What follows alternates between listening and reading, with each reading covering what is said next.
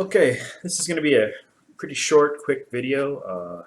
Just setting up this setup right here in Houdini. Again, this is for very beginner level Houdinis, of which Houdininauts, of which I am one.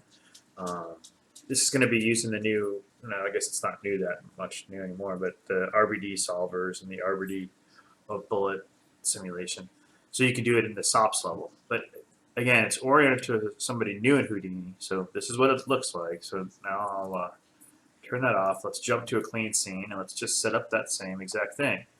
The thing with Houdini is you have a lot of the shelf tools, and it sets up the node here. So I'm going to hold Control, click the box, and it puts a box there at the center of the universe.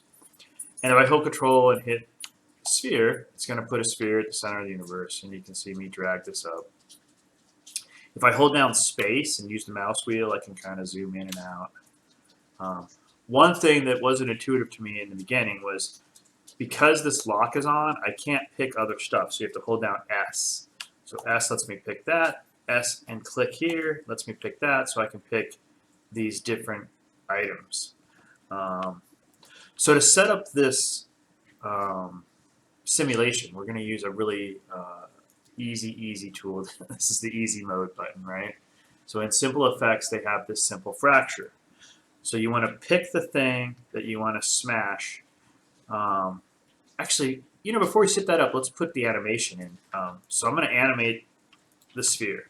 So in Houdini, pick the frame you want, and then if you hit K while being inside this scene, hit K, you can see it turns all these green. It's keyframed that. And then we can scrub forward on the timeline, move this puppy down to where we want it to be. Like, let's just say we're going to move it down to there, and hit K again. Then when you hit play, you'll see it kind of animates down. Boom, that's going to be our smash, right? Okay, so we have that set up. So now let's go back to selecting the cube, and then back to the easy button, right, which is SimpleFracture in the Simple Effects tab. So if we click that guy, you'll see, and this is another thing that a lot of Houdini tools do that caught me sometimes. It's actually telling me what I need to do right now. It's saying select collision object, if any, and press enter. So the way this tool works is you select the thing you want to shatter, you click it, then you select the thing you want to be the collider, and then hit enter. So I'm going to select the sphere and hit enter, and then boom, it's going to go. You can see down here in the status bar, it's doing stuff. And it's basically smashing this, it's pre-fracturing it, and setting up this cool graph for us.